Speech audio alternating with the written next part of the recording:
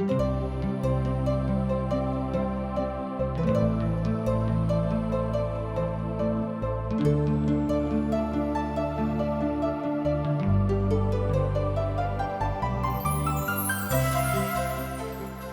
दिन मनुखा के जीवन पापा के कारणे नाना प्रकार के चिंता, दुख आ अशांति में पड़ क नीक राह सँ भटक गेला अछि। हुनका नहीं मालूम छनि कि कोना क नीक राह में आबि। यह लेल TWR इंडिया आशक इजोत कार्यक्रम प्रस्तुत क रहल छथि।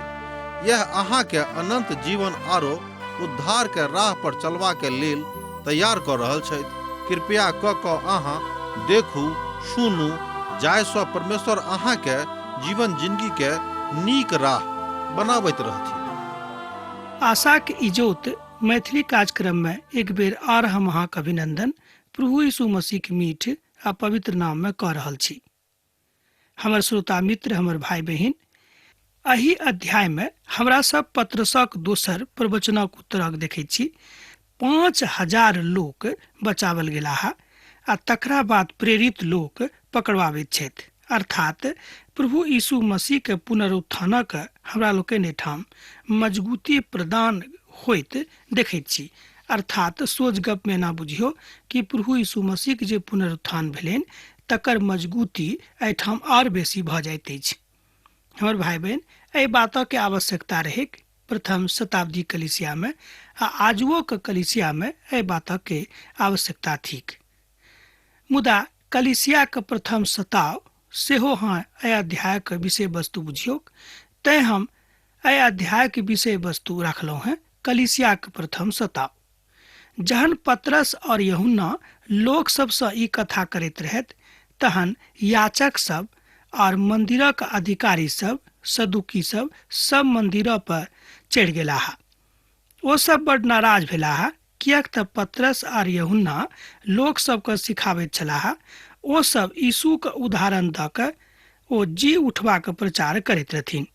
एहिठाम हमरा लोकनि देखैत छी कि प्रभु यीशु मसीह के पुनरुत्थानक ओ सब खूब बढ़ि चढ़ि कऽ बताबैत छथि।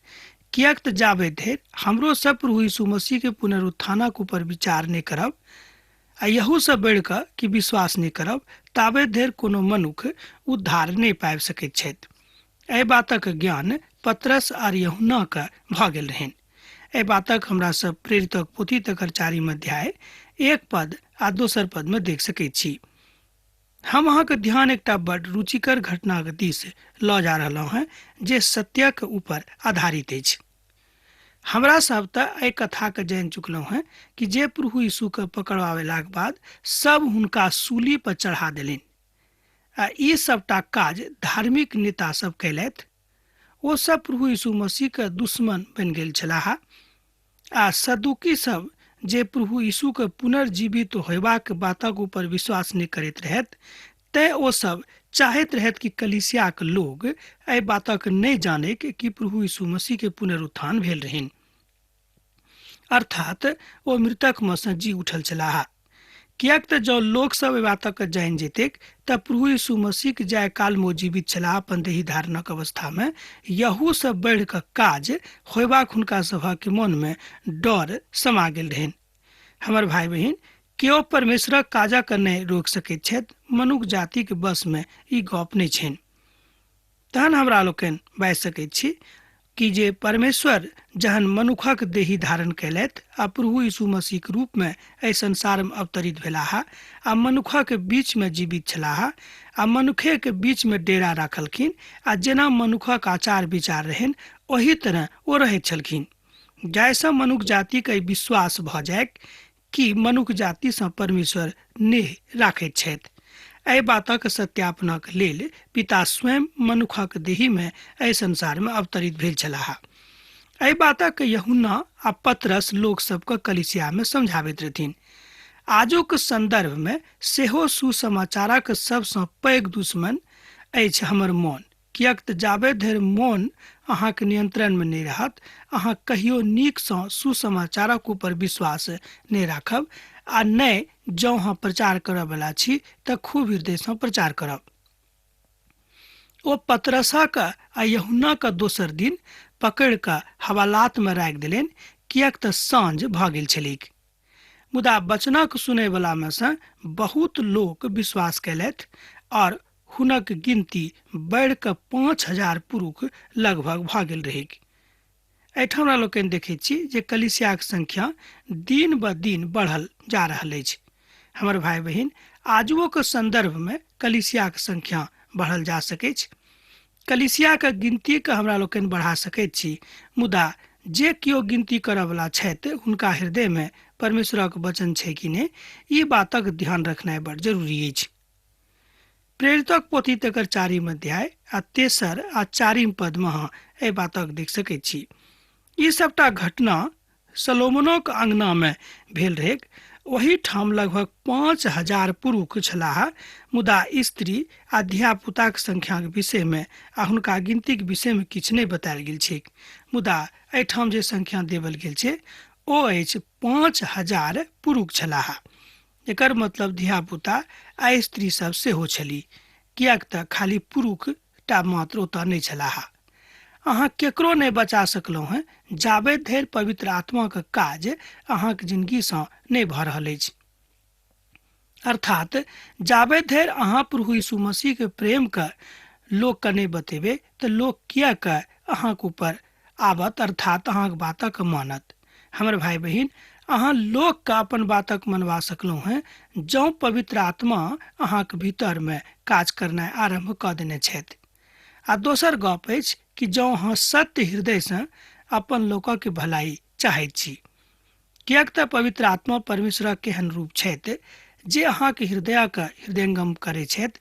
अर्थात अहाँके हृदयके अवस्था की अछि, अहाँ अपन लोकसँ प्रेम राखैत छी कि नहि, मुदा अहाँके मानसिकता कोन तरहके अछि, एहि सबटा बातक जानकारी हुनका छनि।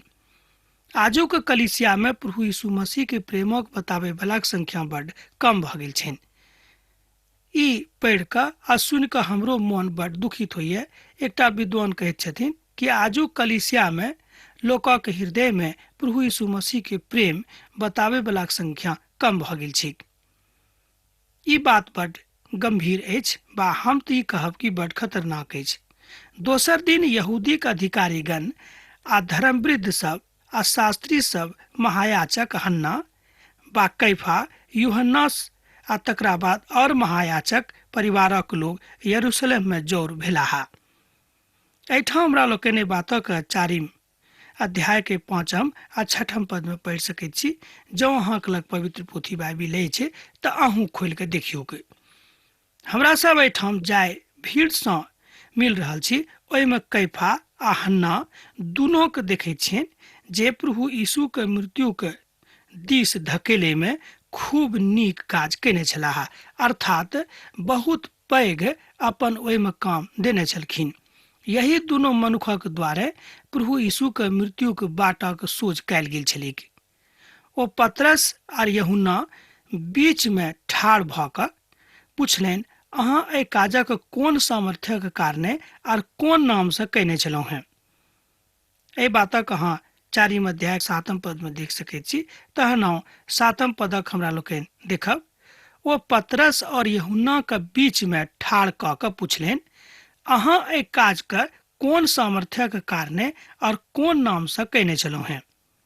ई तऽ पतरस और यूहन्ना छलाह, जिनका दुनूके एहिठाम सनेद्रिनक सभामे सन्मुखमे ठाढ़ कयल गेल छलनि। जेना कि हम अहाँसँ पहिने ये कहने छलहुँ हैं, यहूदीक एकटा धार्मिक सभा छलैक जकर नाम सेनिदेरियन कहल जाइत अछि। लंगड़ा मनुखक जे ओ नीक कयने रहथि, अर्थात हुनका माध्यमसँ जे प्रभु नीक कऽ देने छलखिन, तकरो ओहिठाम बजावल गेल छलैक। एहि तरहक संदर्भ सेहो विद्वान सब कहैत छथिन। अपन दोसर प्रवचनक देलनि, मुदा भीड़ एहि बातसँ चकित छलाह जे ई दुनू एहि तरहक काजक कोना कऽ रहल छथि। हमर भाई बहिन, पतरस आ यूहन्ना के एहि बातक खूब नीकसँ मालूम रहनि कि जे काज ओ कऽ रहल छथि ओ कोनो अपना दिससँ नहि, मुदा प्रभुके दिससँ कऽ रहल छथिन। तहन पवित्र आत्मासँ भरपूर भऽ कऽ हुनकासँ कहलनि। एहि बातक एहिठाम हमरा लोकनि देखैत छी 8 पद में, तहन पवित्र आत्मासँ भरपूर भऽ कऽ हुनकासँ कहलनि। एहिठाम हमरा सब देखैत छी जे पतरस पवित्र आत्मा सँ भरपूर भऽ कऽ अपन कथा के राखैत छथि। एना एहि काल धरि ओ पवित्र आत्मा के बपतिस्मा नहि नेने छलाह, अर्थात ओ स्वयं पेंतिकोस्तक दिन धरि बाट जोहैत रहलाह और प्रभु में मगन भऽ कऽ अहाँ अपन कथा के एहि तरह बाजि सकलहुँ हैं जेना एहिठाम पतरस बाजित छथिन। हमर भाई बहिन, अब हमरा सब देखैत छी कि पतरस के जहन हृदय परिवर्तित भेलनि तहन हुनका एहि बातक जानकारी भऽ गेलनि कि प्रभु यीशु मसीह के छथि आ हमर की काज अछि हुनका लेल। तहन ओ अपन दायित्वके बुझि कऽ प्रभुके काजक खूब मोन से करनाइ आरंभ कऽ देलनि। यहू तरह के काज अहूँ कऽ सकलहुँ हैं जँ अहाँ नीक सँ प्रभुके बुझि जायब। हे लोकक अधिकारीगण वा धर्मवृद्ध सब, एहि दुर्बल मनुखक साथ जे भलाई करल गेलैक, जँ आजुक दिन हमरा सँ ओहि विषय में पूछताह वा कयल जा सकैछ कि नहि से कोना के नीक भऽ सकलैक। तहन अहाँ सब आर समस्त इस्राएली लोकनि जानि लेक जे यीशु नासरी के नाम सँ जिनका अहाँ सब सूली पर चढ़ा देने छलहुँ हैं आ जिनका परमेश्वर मृत्यु में से जिया देने रहथि, ओ मनुख अहाँके सन्मुख में नीक आ निरोग भऽ कऽ ठाढ़ छथि। हमर भाई बहिन, एहिठाम पतरस बहुत नीक सँ प्रवचन दऽ रहल छथि आ लोक सबके बता रहल छथिन कि जाय मनुख के अहाँ सब मिल कऽ सूली पर चढ़ा देने छलहुँ हैं, वही मनुखक नाम सँ है हम एहि आदमी के नीक कऽ देने छियनि। हमर भाई बहिन, अर्थात वह जिनका अहाँ सूली पर चढ़ेने छलहुँ हैं, हुनके नामक शक्ति के कारणे एहि आदमी के टांग ठीक भऽ गेल छनि आ ई खूब नीक भऽ गेल छथि। हमर भाई बहिन, एहि तरहक प्रवचन दैत गवाही दैत यूहन्ना लोक सबके बताबैत छथि आ तकरा बाद पतरस सेहो बताबैत छथिन। तहन अहाँ बाजि सकलहुँ हैं कि प्रभु यीशु मसीह के मुख्य शिष्यक जकाँ एहिठाम पतरस काज कऽ रहल छथि। तहन हमरा सब जहन प्रेरितक इतिहासक देखैत छियै तहिठाम पाबैत छी जे पतरस खूब गंभीरता के साथ प्रभुके काज करैत छथि आ विश्वासक साथ सेहो करैत छथिन। पतरस एहिठाम एहि बातक बता रहल छथि बा एना कहियो कि बड्ड साहसक काज करैत छथि। अखन धरि पतरस अपन मुख के बेर बेर खोलैत छथि और अपन कथा के स्पष्ट रीति सँ राखैत छथिन। मुदा ई एकटा बड्ड महान प्रश्न अछि जे अहाँ सब एहि कथा के कोना कऽ रहलहुँ हैं। यह विश्वासक असली चट्टान थिक जाहि विषय में एहिठाम पतरस बाजि रहल छथिन। हमर भाई बहिन, पतरस बाजैत छथि कि जाबे धरि पुनरुत्थानक अनुभव, अर्थात जाबे धरि लोग एहि बातक नहि बुझत कि प्रभु यीशु मसीह मृतक में सँ जी उठल छथि, ओ विश्वासक चट्टानक ऊपर नहि चढ़ि सकैत छथि। जँ अहूँ चाहैत छी कि विश्वासक चट्टानक ऊपर चढ़ी तऽ ई बात अहूँके विश्वास करऽ पड़त कि प्रभु यीशु मसीह मृत्यु में सँ जी उठल छलाह आ संपूर्ण मनुख जाति के लेल तैयार छथि एखनो अहाँके सहायतार्थ। हमर भाई बहिन, तैं हमरा लोकनि एहि पोथी में देखैत छी कि पवित्र आत्मा के रूप में प्रभु यीशु मसीह अपन लोकक साथ मिलकर लोकक भलाई कऽ रहल छथि। वह जे हुनक अपन लोक छनि वह सब हुनक प्रेरित छथि। अब हमरा सब आगूक पदक देखब आ तकर मनन करब। ई वह पाथर थिक जाहि पाथरक अहाँ सब राजमिस्त्रीगण तुच्छ बुझने छलहुँ हैं, मुदा ओ तऽ कोना के सीरा के मुख पाथर भऽ गेलाह।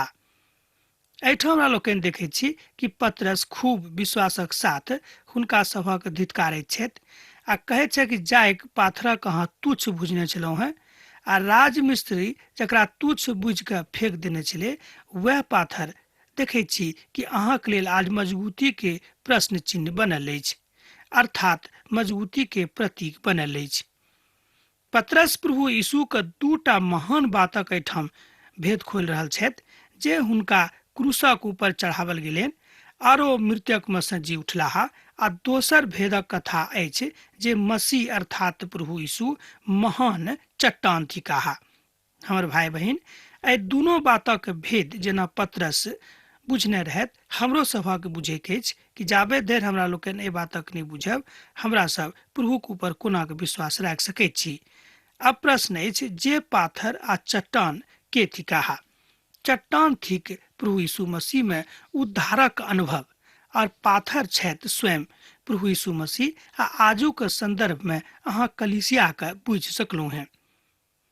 ओ अहाँ कलिसिया के मुख्य भाग के सिरा छैत, अर्थात एकर अर्थ यह भेलै कलिसिया के अगुआ के रूप में प्रभु यीशु मसीह के हमरा लोकनि राखि सकैत छी। अब जाय कलिसिया के अगुआ प्रभु यीशु मसीह नहीं छैत तऽ हम यह बाजब कि ओ कलिसिया नीक कलिसिया नहीं थिक। प्रभु यीशु मसीह मृतक में से जी उठि कऽ एहि बातक सत्यापित कऽ देलथि जे ओ अहाँक उद्धारक के चट्टान छथि, आ तकरा बाद अपन महान सेवकाई में से एहि बातक सेहो सिद्ध कऽ देलनि कि ओ मनुष्य जाति सँ खूब प्रेम राखैत छथिन। हमर भाई बहिन, ई एकटा महान बात हमरा लोकनि आजुक संदर्भ में सीख रहल छी। परमेश्वरक महिमा में हमरा लोकनि सेहो देखैत छी कि प्रेरितक पोथी में एहि बातक खूब नीक सँ बताओल गेल अछि। पद 12 के जँ अहाँ देखबै तऽ वचनक रोज प्रतिदिन पढ़ि कऽ जँ अहाँ मनन करबै तऽ एहि बातक अहाँ आर नीक सँ बुझि सकलहुँ हैं। आर किनको द्वारा उद्धार संभव नहीं अछि, कनि ध्यान देबै, आर किनको द्वारा उद्धार संभव नहीं अछि, कियाक तऽ स्वर्गक नीचा में आर मनुखक सन्मुख में आर दोसर कोनो नाम देवल नहीं गेल अछि जिनका माध्यम से अहाँ उद्धार पाबि सकलहुँ हैं। हमर भाई बहिन, 4 अध्याय के 12 पद में एहि बातक बड़ स्पष्टता से पवित्र पोथी बाइबिल में बखान कयल गेल छै। ओतऽ स्पष्ट जकाँ बतायल गेल छै कि एहि धरती के ऊपर आ स्वर्गक नीचा में आर दोसर कोनो नाम नहीं देवल गेल छै जाहि नाम से मनुष्य जाति उद्धार पाबि सकैत छथि। एहिठाम पुनः आवश्यकता अछि जे हमरा सब प्रभु यीशु मसीह के जन्मक दिस जाऊँ आर स्वर्गदूतक ओहि वचनक दिस मनन करी जे ओ मरियम से बाजने रहथि। तकरा अहाँ मत्तीक रचल सुसमाचार तकर 1 अध्याय आ तकर 21 पद में देख सकैत छी, जतऽ एहि बातक विषय में उद्ग्रहण कयल गेल छै। एहिठाम लोक सब बताबैत छै जे हुनके नाम से उद्धार छै, आ दोसर कोनो नाम से उद्धार मनुष्य जाति नहीं पाबि सकैत छथि। हमर भाई बहिन, जँ प्रभु यीशु मसीह के भक्ति रूपी दिया अहाँ के हृदय में जरैत अछि तऽ अहाँ एहि बातक खूब नीक सँ बुझि सकलहुँ हैं, कियाक तऽ ई बातक बुझनाइ मनुष्य जाति के लेल बड़ आवश्यक थिक। आर दोसर कोनो उद्धारकर्ता नहीं थिकाह सेहो एहि कथा के हमरा सब गोटे के बुझबाक अछि। अहाँक पुत होइत और अहाँ हुनक नाम यीशु राखब, कियाक तऽ ओ अपन लोकक हुनक पाप सँ मुक्त करौताह। एहि बातक 21 पद में बतायल गेल छै जे स्वर्गदूत आबि कऽ मरियम के बतौलनि। ओ कहलनि कि हुनक नाम अहाँ यीशु राखब आ ओ अहाँक लोकक पाप सँ मुक्त करौताह। हमर भाई बहिन, प्रभु यीशु मसीह मनुष्य जाति के पाप सँ मुक्त करेबाक हेतु एहि संसार में आयल छलाह। यहू बातक के पुष्टिकरण एहि पोथी में होइत अछि। तकरा अहाँ खूब नीक सँ देखैत छी। मत्तीक रचल सुसमाचार जकर अध्ययन हमरा लोकनि कऽ चुकलहुँ हैं, यहू में एहि बातक बतायल गेल छै। जहने अहाँ हुनक नाम स्वीकार करैत छी अहाँक उद्धार भऽ जाइत अछि। एहिठाम हमरा लोकनि देखैत छी कि विश्वास बड्ड नीक वस्तु थिक, मुदा विश्वासक कड़ी पर अहाँ कतेक नीक सँ स्वयं के जकड़ने छी। तहन हमर यह बाजब जे समान पत्रसक महान प्रयोजन में से ई एकटा प्रवचन छल, आ प्रवचन ओ यहूदी सभा में सेनिदेरेनक सन्मुख में दैत छथिन, जे एकटा बड्ड साहसक काज रहिक ओहि काल में।